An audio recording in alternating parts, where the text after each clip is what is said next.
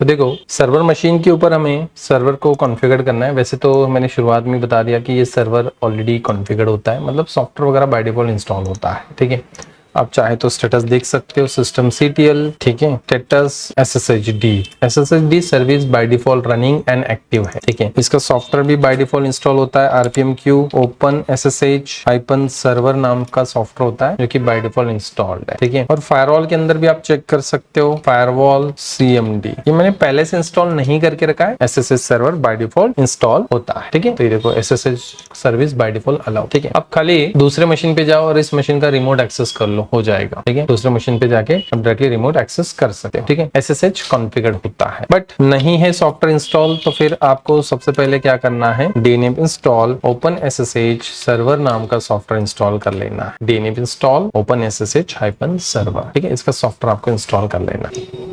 Nothing to do, मतलब ये already installed है SSH सर्वर। ठीक है, सॉफ्टवेयर यहाँ पे आपको कॉन्फ़िगरेशन फाइल जो SSH का उसको ओपन करना है। ETC के अंदर SSH के अंदर SSHD_config अभी तक हम .conf इस तरह से देख रहे थे।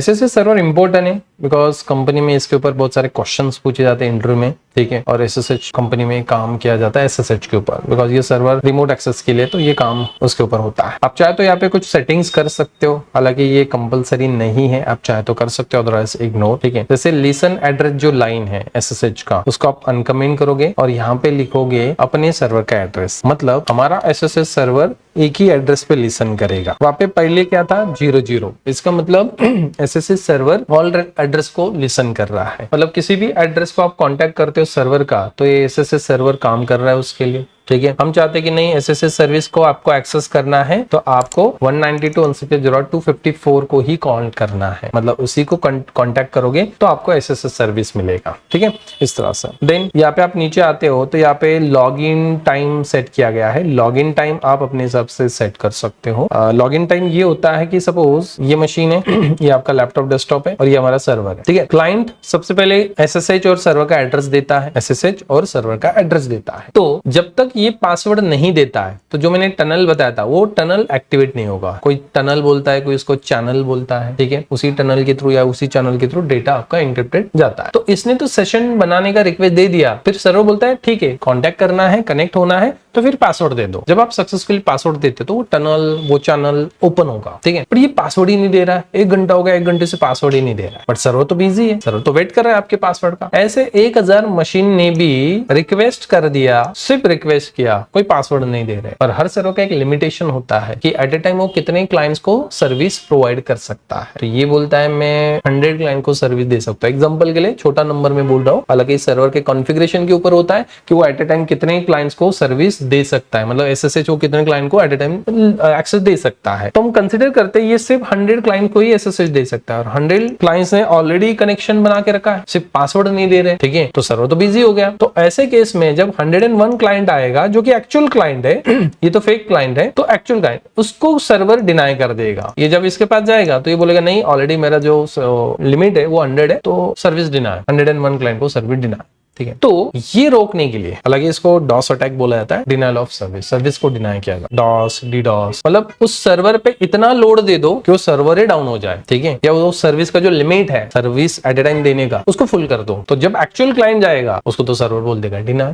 जैसे इस क्लासरूम में भी बैठने का कुछ लिमिटेशन होगा, जैसे यहाँ पे सपोज 30 लोग ही बैठ सकते हैं। ठीक है, फिर 31 वाला कोई भी स्टूडेंट आता है तो मैं उसको मना कर देता हूँ, क्यों, जगह ही नहीं है, लिमिट उतना ही है उसका। उसी तरह से ये बोल रहा है मेरा 100 सेशन का ही लिमिट है, उससे ज्यादा नहीं। मैं फिर से बताता हूँ 100 नंबर मैंने बहुत छोटा नंबर बोला है एग्जाम्पल के लिए, जैसे ज्यादा कनेक्शन बना सकते। ठीक है, तो ये रोकने के लिए ये कंसेप्ट होता है, क्या है, लॉगिंग ग्रेस टाइम 2 मिनट्स, मतलब 2 मिनट्स की जगह आप चेंज कर सकते हो, आपको जो नंबर चाहिए। जैसे यहाँ पे मैंने 1 मिनट कर दिया, सपोज 1 मिनट तक इस क्लाइंट ने पासवर्ड नहीं दिया तो ये सेशन क्लोज कर देगा। होता है ना, लॉगिन टाइम सेट होता है। नेट बैंकिंग में कभी आपने पेज को लॉगिन किया होगा तो कुछ सेकंड्स के लिए या 30 सेकंड या 1 मिनट चलो कंसिडर कर लेते, 1 मिनट तक आपने कुछ एक्टिविटीज नहीं किया ना, सेशन वो एक्सपायर हो जाता, पेज एक्सपायर हो जाता, वही सेटिंग है। सर्वर खुद क्या कर देगा, सेशन एक्सपायर कर देगा, तो वो आप सेट कर सकते हो यहाँ पे। ठीक है, तो लॉगिन टाइम यहाँ पे मैं चाहूँ तो 1 मिनट, सेकंड्स में चाहे तो सेकंड्स के लिए S लिख दो, हम यहाँ पे 1 करते हैं 1 मिनट। ठीक है, देन वैसे तो सिक्योरिटी पर्पस के लिए root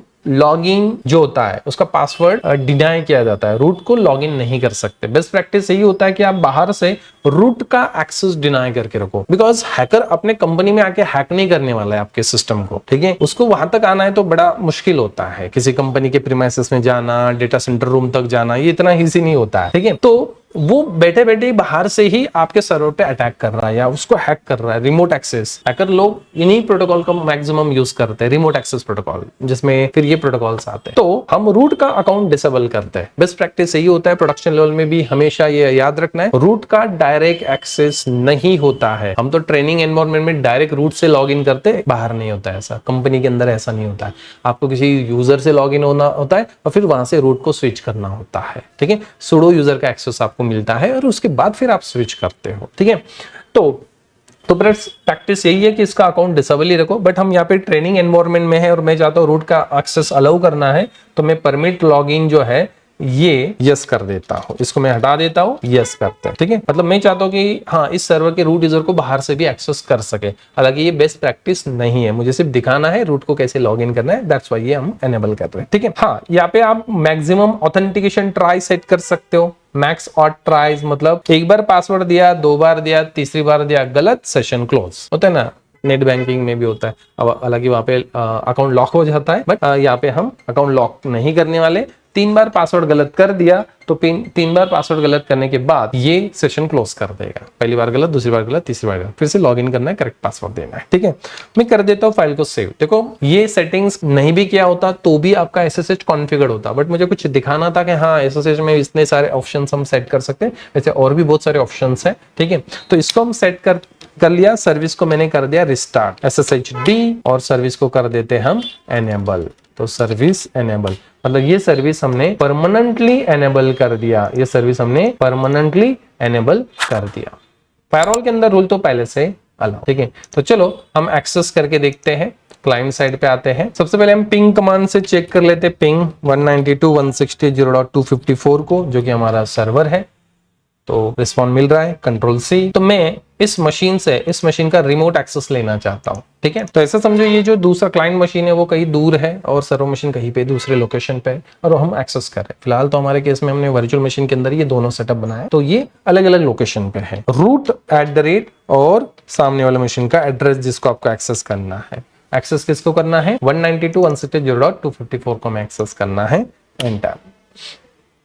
are you sure you want to continue connecting? ये पहली बार उससे कनेक्ट हो रहा है, ठीक है। एंटर। जब पहली बार उसको कनेक्ट होगा तो उसका जो होस्ट की है ये स्टोर कर लेगा नोन होस्ट फाइल के अंदर, ठीक है। पासवर्ड देना है सामने वाले मशीन का, जो कि आपको पता होना चाहिए। पासवर्ड ही हमारा सिक्योरिटी है। पासवर्ड नहीं पता किसी को तो कोई एक्सेस नहीं कर सकता फिर हमारे सर्वर, ठीक है। यस, यहाँ पे रूट का पासवर्ड देना है, बिकॉज हमने यहाँ पे किसको लॉग इन करने के लिए बोला है? उस मशीन के रूट यूजर को लॉग इन करने के लिए बोला है। कहाँ पे कमांड, ये देखो कौन से यूजर को लॉग इन करना है। यूजर नेम आप यहाँ पे बदल सकते हो और यहाँ पे आपको सामने वाले मशीन का पासवर्ड देना है, ठीक है।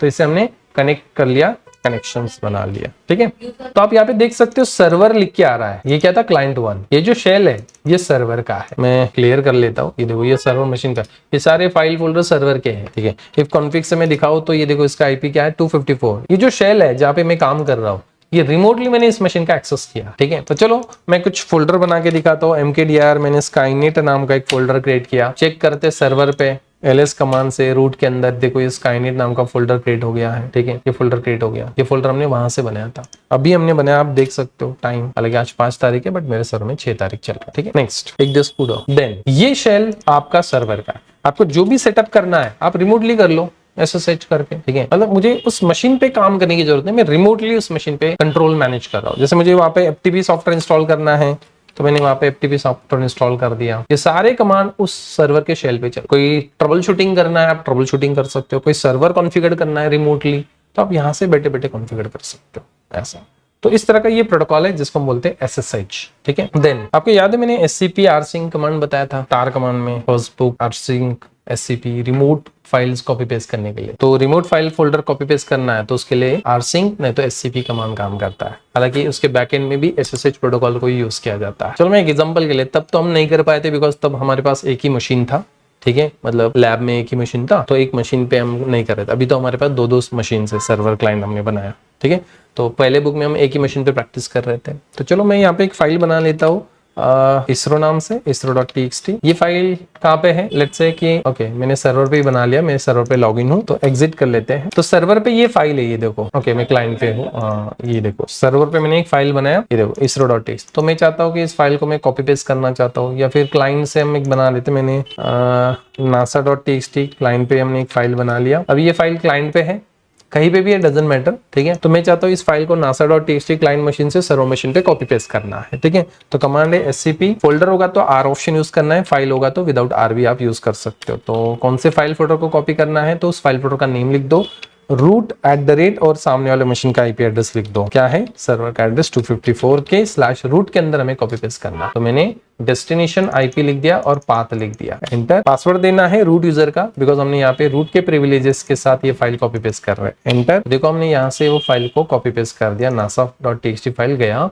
और चेक करते हैं यहाँ पे ls कमांड से, तो ये देखो nasa.txt आ गया। तो हमने एक मशीन से दूसरे मशीन पे फाइल कॉपी पेस्ट किया। चलो एक फोल्डर कॉपी पेस्ट करते हैं जिसका नाम डेटा है। अभी मैं rsync कमांड से बता देता हूँ, rsync-av किसको कॉपी करना है, डेटा को, कहाँ पे, root@192.168.0.254 के /root के अंदर। सेम है, बस rsync और ऑप्शन बदल रहे हैं। कॉपी पेस्ट कर लेते हैं, तो ये हो गया कॉपी पेस्ट। चेक करते हैं सर्वर पे जाके, ये देखो डेटा नाम का फोल्डर आ गया, ठीक है। इस तरह से आप क्या कर सकते हो, रिमोटली फाइल्स कॉपी कर सकते हो, rsync एंड scp कमांड्स, जो कि एक मशीन से दूसरे मशीन पे डेटा को कॉपी पेस्ट करने के लिए। हालांकि ये सारे जो कमांड्स है scp एंड rsync, तो ये बैकएंड में किसको यूज कर रहे हैं, ssh को, पोर्ट नंबर 22 को यूज कर रहा है, ठीक है। ऐसा आप चाहते हो, ओके। तो सपोज आपको